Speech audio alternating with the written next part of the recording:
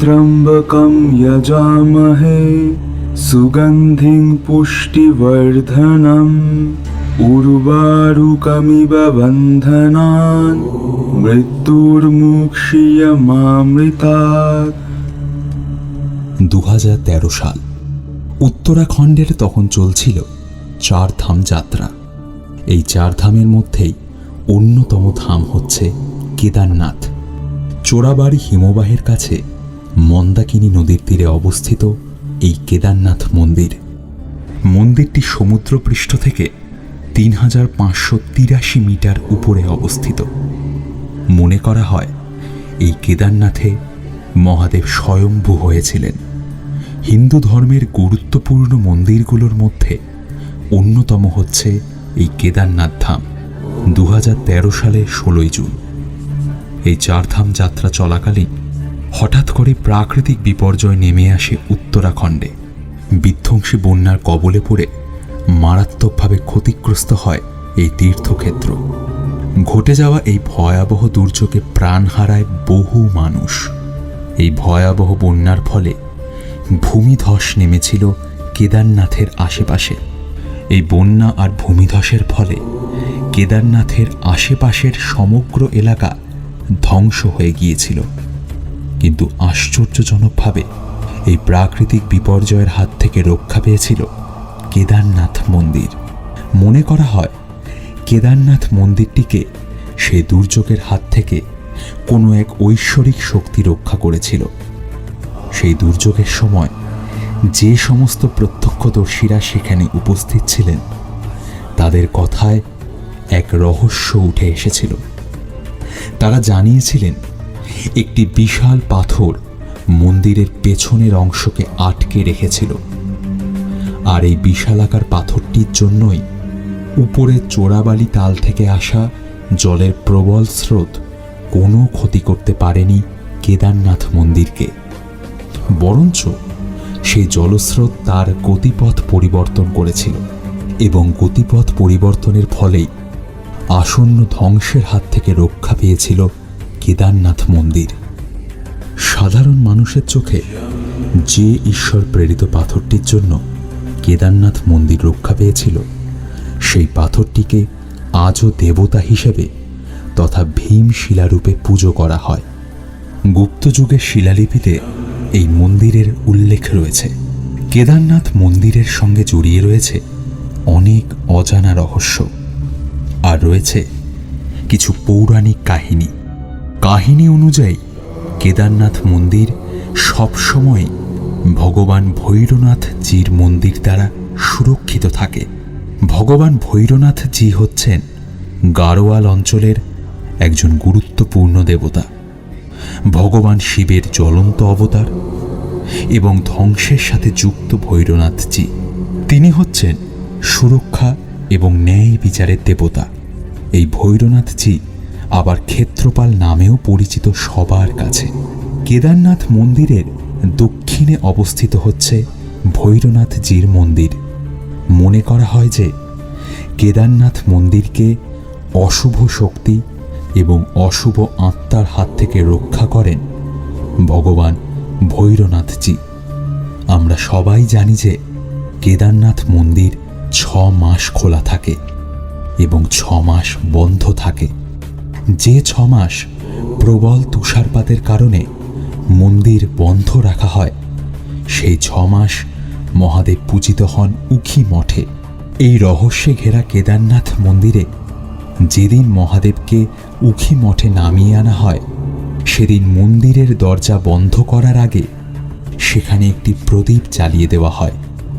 আশ্চর্যজনকভাবে 6 মাস পরে যেদিন আবার কেদারনাথ মন্দিরের দরজা খোলা হয়, সেদিন দেখা যায় যে প্রদীপকে 6 মাস আগে জ্বালিয়ে দেওয়া হয়েছিল, সেই প্রদীপটি তখনও একইভাবে জ্বলছে। এই রহস্যজনক ঘটনার কারণ হিসেবে যে জনশ্রুতি আছে সেটা হলো কেদারনাথ মন্দিরে 6 মাস সাধারণ মানুষ পুজো দেয় এবং 6 মাস পুজো করেন দেবতারা।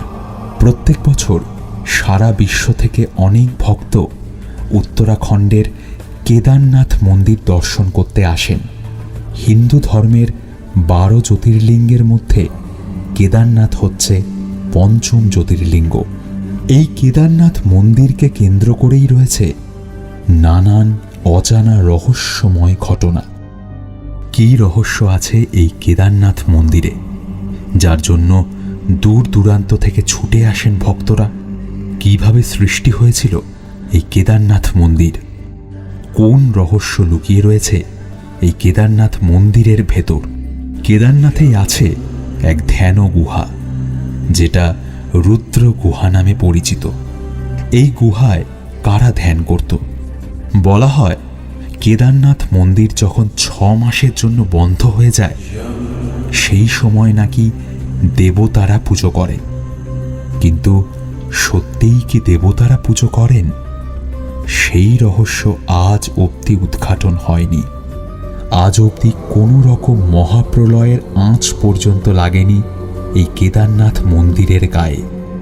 সেই সব রহস্যময় ঘটনার জট আজও রহস্য হয়েই থেকে গেছে সবার মনে। সেই সমস্ত রহস্যময় ঘটনাগুলো নিয়েই আলোচনা করব পরের পর্বে। আপনাদের কাছে নিয়ে চলে এসেছি আজকের অডিও শো রহস্যে ঘেরা কেদারনাথ মন্দির। কি সেই রহস্য? জানতে হলে শুনতে থাকুন পরবর্তী পর্বগুলো।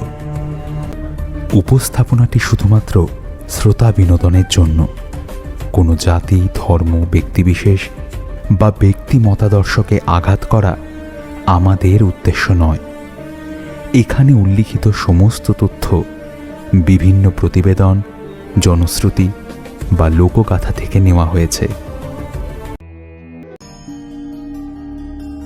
ভারতের নানা স্থানে ছড়িয়ে ছিটিয়ে আছে মহাদেবের মন্দির। উত্তরাখণ্ডের রুদ্রপ্রয়াগ জেলায় অবস্থিত হিন্দু ধর্মের 12 জ্যোতির্লিঙ্গের 11 জ্যোতির্লিঙ্গ কেদারনাথ। মন্দাকিনী নদীর তীরে অবস্থিত এই শহরটি ঘিরে থাকে হিমালয়ের তুষারাবৃত শৃঙ্গগুলি। এই কেদারনাথ যাওয়ার পথটি অত্যন্ত দুর্গম। এই কেদারনাথ মন্দিরটি প্রকৃতির খুব কাছে থাকার ফলে বছরের বেশিরভাগ সময় সেখানে প্রবল ঠান্ডা বিরাজ করে। কেদারনাথে পৌঁছাতে গেলেও গৌরীকুণ্ড থেকে ট্রেক করে যেতে হয়। গৌরীকুণ্ড থেকে কেদারনাথের দূরত্ব প্রায় 16 কিলোমিটার। বরফের জন্য সারা বছর কেদারনাথ মন্দির খোলা থাকে না। কেদারনাথ খোলা হয় অক্ষয় তৃতীয়ার দিন, আর বন্ধ করা হয় নভেম্বরের দ্বিতীয় সপ্তাহের প্রথম দিকে কার্তিক পূর্ণিমাতে। যে কয় মাস কেদারনাথ মন্দির খোলা থাকে, সেই কয় মাস কেদারনাথ মন্দিরে ভক্তের সমাগম প্রচুর পরিমাণে হয়ে থাকে। সমস্ত বাধা বিপত্তি উপেক্ষা করে ভক্তরা ছুটে আসে বাবা কেদারনাথের কাছে, কারণ কেদারনাথে বাস করেন স্বয়ং ঈশ্বর। কেদারনাথে বয়ে চলে স্বর্গীয় বাতাস। বরফে ঢাকা প্রকৃতির এক ঐশ্বরিক লীলাক্ষেত্র মনে করা হয় এই কেদারনাথ ধামকে। বাবা কেদারনাথ নাকি প্রচণ্ড জাগ্রত, সবার মনের ইচ্ছে পূরণ করেন তিনি। কারো যদি বাবা কেদারনাথের দর্শন করার ইচ্ছা হয়, তাহলে নাকি বাবা কেদারনাথ তাকে ফেরায় না। বাবা কেদারনাথ যে প্রচণ্ড জাগ্রত, এর পেছনে রয়েছে একটি অলৌকিক ঘটনা, যে ঘটনাটি লোকমুখে ছড়িয়ে পড়েছে চারিদিকে। সেই শিহরণ জাগানো ঘটনাটি হচ্ছে অনেক দিন আগেকার একটি ঘটনা। সেই সময় কেদারনাথের পথ ছিল আরও দুর্গম। তখন বাস বা ট্রেন কিছুই চালু হয়নি। সেই সময় কেদারনাথ মন্দিরে যেতে হলে পায়ে হেঁটে অথবা গরু বা ঘোড়ার গাড়িতে করে যেতে হতো। আর এটা যেমন কষ্টকর ছিল, ঠিক তেমনি সময় সাপেক্ষও ছিল। কিন্তু তবুও দেবাদিদেব মহেশ্বরের ভক্তরা ভগবানের টানে সমস্ত কষ্ট সহ্য করে সেই দুর্গম পথ পাড়ি দিতে পিছপা হতো না। একদিন এইরকমই এক ভক্ত পায়ে হেঁটে কেদারনাথ ধাম যাত্রা শুরু করেছিলেন। কেদারনাথ ধামে পৌঁছতে পৌঁছতে তার 2 মাস লেগে যায়। কিন্তু সে যখন কেদারনাথে পৌঁছায় তখন কেদারনাথে বরফ পড়া শুরু হয়ে গেছে। কেদারনাথের যখন বরফ পড়া শুরু হয় তখন মন্দিরের রাস্তা বন্ধ হয়ে যায়, কারণ তখন মন্দিরের রাস্তার ওপর বরফের পুরো আস্তরণ জমে যায়। আর এর ফলে 6 মাস মন্দিরের দরজা বন্ধ থাকে ভক্তদের জন্য। এরপরে যখন ঠান্ডা কমে তখন আবার ভক্তদের জন্য মন্দিরের দ্বার উন্মুক্ত করে দেওয়া হয়। বাবা কেদারনাথের সেই ভক্ত যখন কেদারনাথে গিয়ে উপস্থিত হয় তখন সে দেখে যে মন্দিরের পুরোহিত মন্দিরের দ্বার বন্ধ করে বাড়ির উদ্দেশ্যে রওনা দিচ্ছে। পুরোহিতকে দেখে সেই ভক্ত জিজ্ঞাসা করেন যে মন্দিরের দ্বার কবে খোলা হবে। উত্তরে পুরোহিত তাকে জানান যে আগামী 6 মাস মন্দিরের দরজা বন্ধ থাকবে। তখন সেই ভক্ত পুরোহিতের পায়ে পড়ে জানায় যে সে 2 মাস পায়ে হেঁটে তারপরেই কেদারনাথে এসে পৌঁছেছে।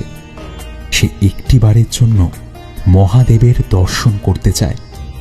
কিন্তু পুরোহিত বলেন 6 মাসের আগে মহাদেবের দর্শন করা সম্ভব নয়।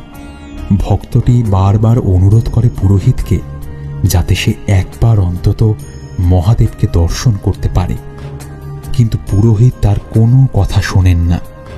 উপরন্তু তাকে বাড়ি ফিরে যাওয়ার কথা বলেন আর বলেন যে 6 মাস পরে তিনি আবার আসলে তখন অবশ্যই মহাদেবের দর্শন করতে পারবেন, সেক্ষেত্রে কোনো অসুবিধা হবে না। পুরোহিত তাকে আরও জানান যে এখানে যা ঠান্ডা পড়ে তাতে একটি রাত কাটানোও সম্ভব না, আর তাই একমাত্র উপায় বাড়ি ফিরে যাওয়া। শিব ভক্তকে এই সমস্ত কিছু বলার পর সেই পুরোহিত তার নিজের বাসস্থানে ফিরে যায়।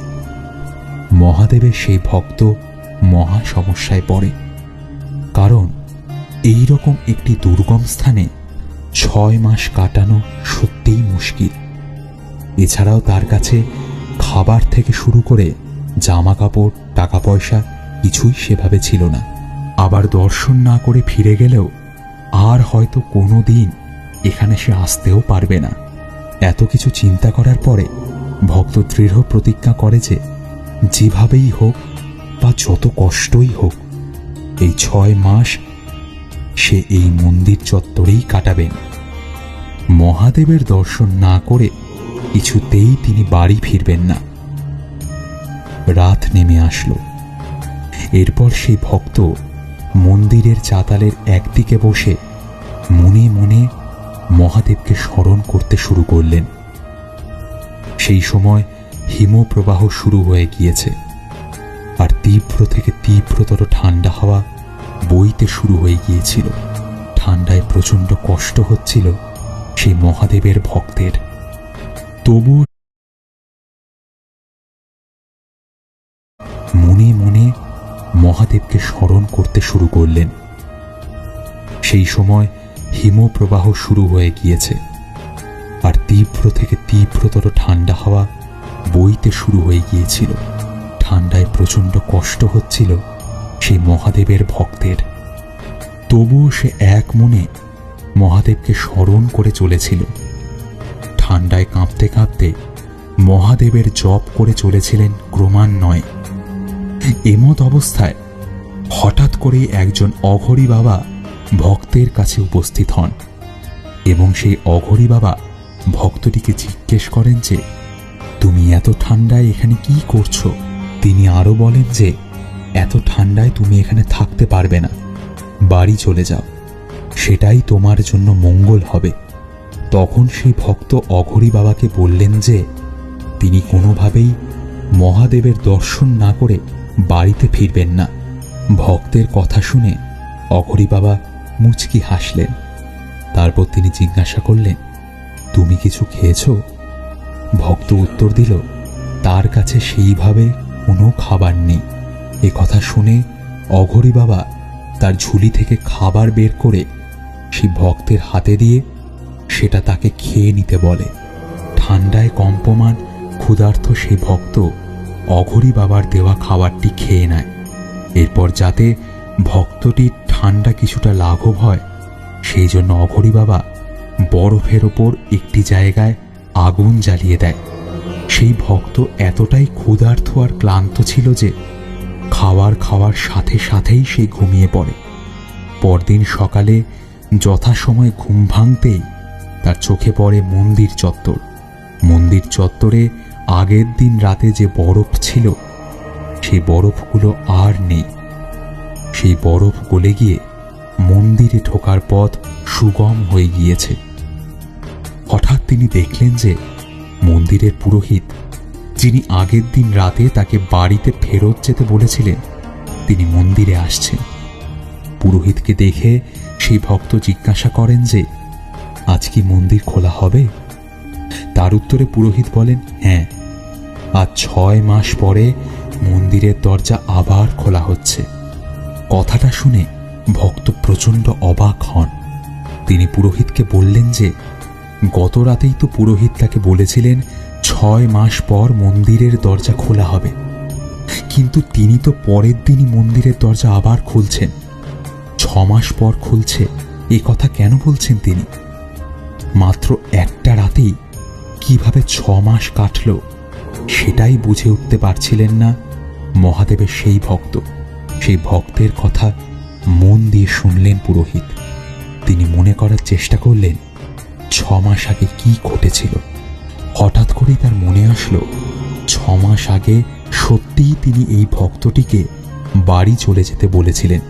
এ কথা মনে পড়ার পর পুরোহিত সেই ভক্তকে আগের রাতে তার সাথে কি হয়েছিল সেই কথা জিজ্ঞাসা করলেন। তার প্রশ্নে ভক্তটি আগের রাতে ঘটে যাওয়া অঘরী বাবার সঙ্গে দেখা হওয়া থেকে শুরু করে খাবার খেয়ে ঘুমানো অবধি সব কিছু বিস্তারিতভাবে সেই পুরোহিতকে জানালেন। পুরোহিত খুব অবাক হলেন এবং জিজ্ঞাসা করলেন যে সেই অঘরী বাবা কি রকম দেখতে ছিলেন। সেই ভক্ত বললেন যে অঘরী বাবার মাথায় লম্বা জটা ছিল এবং হাতে তার একটি ত্রিশূলও ছিল, আর কপালে ছিল ত্রিনয়ন। কেদারনাথ ঘিরে প্রচুর রহস্য রয়েছে। তার মধ্যে একটি হলো দরজা বন্ধ অবস্থায় 6 মাস মন্দিরের ভেতর প্রদীপ প্রজ্বলিত থাকে। কিভাবে থাকে সেই আশ্চর্য রহস্যই শোনাবো পরের পর্বে।